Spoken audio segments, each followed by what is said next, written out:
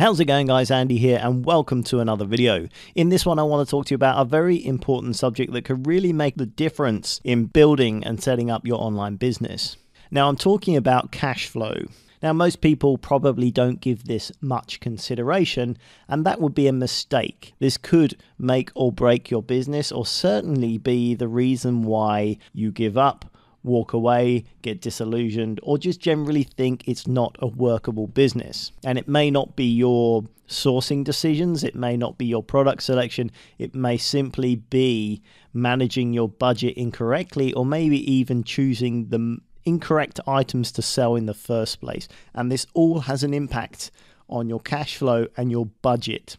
So when we talk about cash flow, it's simply the money coming in from sales and the money going out in buying more stock. Now your main costs are going to be sourcing your products. You probably won't have that many overheads to begin with. You can probably use your home and your garage for storage and for processing your inventory. It's only when you start scaling you might have offices and warehouse in this sort of situation where you have bigger overheads to keep control of. But in the beginning times, your costs are really, the main outlay is going to be your stock. So in the beginning, you might be simply using your own money to buy some items and send them into Amazon and wait for them to sell. Or you may have allocated a couple of £100, £500, £1,000 and saying, right, this money that I have here, it's not earning me any interest in the bank. I'm going to allocate this money as my budget to buy and sell items.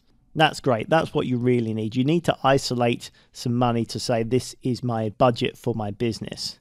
If you literally have nothing, you're starting with nothing, then that's okay. It's just going to be a lot slower to build up your business than if you had the starting capital in the first place. You can start with a £20 note, but it's going to be exponentially quicker. If you had, for example, £5,000 to start with, you could be getting traction and profit in your business a lot quicker.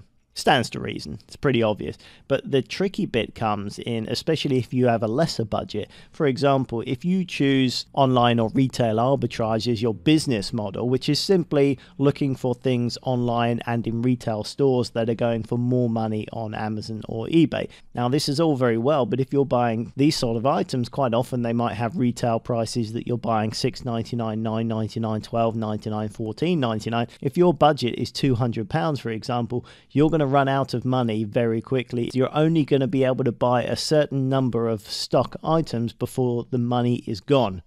Now those items might go into Amazon. If you've now spent all of your buying budget on stock, you're literally going to be sitting on your hands and waiting for the items to sell before the money comes back out of the business. You can then source again. This is a real problem because you basically stand still. Your business stalls. You can't progress your business.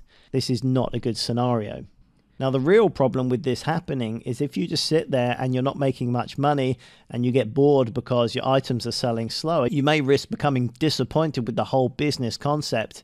So to avoid this, to either avoid your business stalling or getting disappointed and wandering away, you can do a few things. Only source items that are much faster selling where you know you can get in and out quickly. Now, this may mean that your profit margins might be slightly lower, but it's better to get in and out, get your money out of the business, and then buy another item nice and quickly. So it keeps everything moving swiftly and you can keep making buying decisions. The more buying decisions you make, ultimately, the more money you can make for your business. If you can only make a few buying decisions every month because you haven't got enough money, then you're never going to be able to scale or grow your business. The other thing you can do is choose a market sector with much lower costs. For example, used books cost dramatically less money to buy than retail products. You can buy a used book for 50p, 25p a pound, whereas a retail toy might cost you $6, $9.99, $10.99, whatever. Potentially, you could buy 10 books for every one toy. So if your budget is, say, £200, then you're going to get much better traction and much better profits in your business by spending that £200 on used books than you would do from toys, just simply because you're only going to be able to buy a dozen or so toys before you're out of money. Whereas potentially with used books, you could buy 200 to 300 individual items, which in turn gives you 200 to 300 profit making potential opportunities. So lower budgets, start off with used books. I really recommend it. It's a fantastic marketplace. You can really make a serious amount of money. Several of my students that have gone through my FBA Academy training course have chosen to solely go into book sourcing, and they're making very, very healthy full-time incomes as a result of doing that.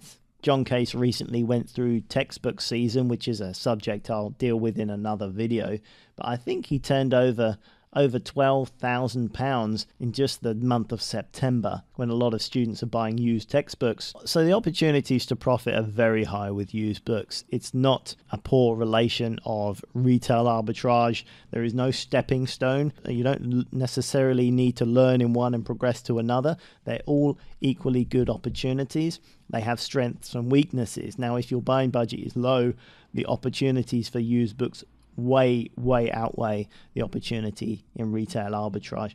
If you want to get into selling new products and toys and things like that, I recommend at least £1,000, ideally £2,000, and really £5,000 will get you going much better. It stands to reason that the more money you have in your business, the more opportunities you have to buy profitable items, which means the more money you can make. If you don't have that buying budget, that money in your business, you won't be able to buy more stock and make more money. It's simple as that. So the other major mistake that people can make in the first sort of year of their business is to start spending the money as it comes out of the business.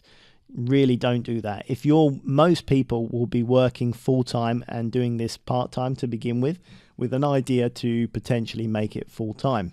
Whilst you have another job and you have another income, even if you're not earning a lot, resist the temptation to spend that profit, because that profit is much better served in giving you more options to buy, because that will grow your business and give you more money in the long term. And that way, when you go full time, you'll have more money in your business to use as your buying budget. And ultimately, by then, you'll be using free money, because it will be money that you will have made in your business, and the risks will be lower compared to someone who may have borrowed £5,000 on a credit card and are using that.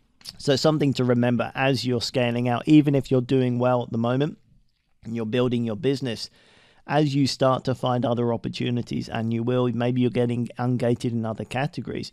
Okay, you might find printers and other electrical items. There's some good profit there as well. But then if you're starting to spend 30, 40, 50 pounds, sure, you might be able to make a solid 20, 25 pound profit per item, which is great. But if you don't have that buying budget to bear that out, again, you're going to run dry, and then your business growth will slow. And that's not what you want. You want good turnover in your business to be always able to make buying decisions. Something to bear in mind, something to think about as you're building and scaling your business and making choices about the type of items that you want to sell. Whenever you make that decision, just look at the price and say, does that fit in with my buying budget?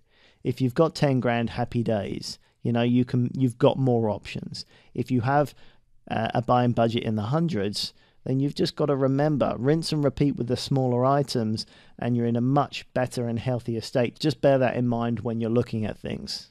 All right, guys, that's all I wanted to talk to you about today on this video. Let me know in the comments if you've got some tips on the cash flow subject. Give me a thumbs up if you'd like this video. I really would appreciate that. And if you have any questions of your own, hit me up in the comments. Always happy to help if I can.